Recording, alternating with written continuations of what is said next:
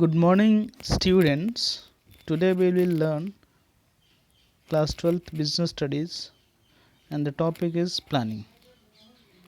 So, now come to the topic, that is planning. We have another slide to recapitulate what do we mean by planning.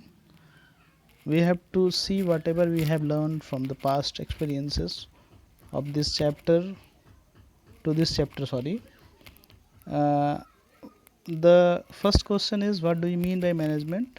From the very first chapter, explain it by taking its all functions. So the answer will be, whatever the functions are there in management, that is the process of planning, organizing, directing and controlling the business activities effectively and efficiently for the achievement of common organizational goals is known as planning. So now the second question is, what are the functional activities in the management? The same answer we will have. The functional activities in the management are planning, organizing, directing and controlling, which makes a management a full function. Now come to the third question, what is meant by planning? So planning is the first and foremost function of management, where management initiates with the activity, and planning, in simple words we can say, it is a process thinking in advance what is to be done, how it is to be done, where it is to be done, or by whom it should be done. So we have to predetermine activities, that is known as planning. Now, to understand these concepts in better ways, we have to take some story, where I am having a story from the film Bahubali. Let us come and see the story. Story, why Katappa killed Bahubali, the famous scene of the decade's blockbuster,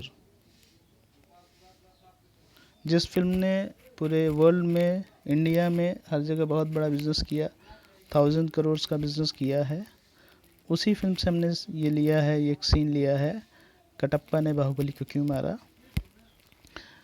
ये question सबके दिमाग में था, फिर हम सबको बहुत curiosity थी, हम लोग को पता चल जाता है कि क्यों मारा। फिर भी मैं शॉर्ट में इस कहानी को लेना चाहता हूँ। From the part 1, Baahubali 1 beginning, जिसको हमने कहा था, जिसका नाम था, वहाँ पे दो भाई होते हैं, भल्लाल देव और बाहुबली। लास्ट सीन में उनको पता चलता है कि Kalakeya is going to attack over there empire.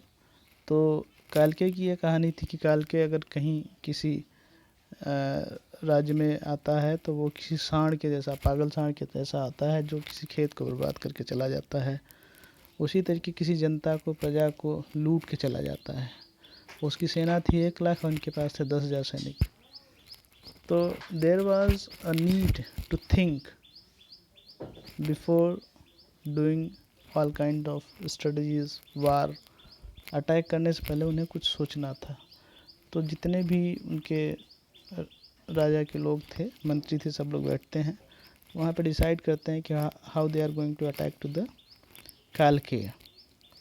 फिर बाहुबली, भल्लाल देव, कटप्पा और शिवगामी देवी ने कुछ वहाँ पे रूट डिसाइड किया कि हम कैसे अटैक करेंगे। एंड फिर जो वहाँ पे वो जो डिसाइड करते हैं स्ट्रेटजीज़ को, जो वार, जो टेक्निक्स को, क्रिएटिविटी को जो वहाँ पे लेके आते हैं, उसकी वजह से भल्लाल देव और बाहुबली कालके का संहार करते हैं और जीत जाते हैं। तो वहाँ पे जो इन लोगों ने वहाँ पे बैठ के काम किया, जिसके बारे में सोचा, is all are the parts of planning, is also known as the planning. Now come to the second part. वहाँ भी दूसरे पार्ट में भी लड़ाई होती है। भल्लाल देव का जो से लड़ाई होती है, बाहुबली की जो नया वाला बाहुबली था, शिवा, वो उसको अटैक करता है लेकिन वो हार जाता है। फिर Kattappa came and suggested some war strategies, and उसने कहा कि think like of Baahubali, Amarendra Baahubali, creativity, तो वो लोग कुछ वहाँ पे वार स्ट्रेटजीज को लेके आते हैं।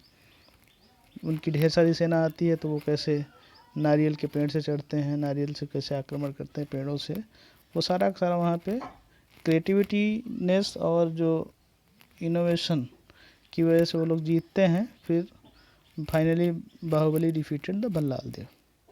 तो यहाँ पे जो इनकी जीत हुई है, it was only due to of the planning. So this is known as planning.